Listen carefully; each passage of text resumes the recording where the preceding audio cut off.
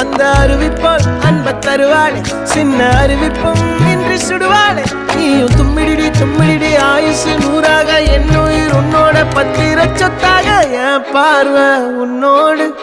உன் பொம்மை கண்ணோடு பேசாமல் விண்ணோடு நாம் மிதந்து போவோம் காதாரா அடியானாலும் நான் தாங்க மாறோடு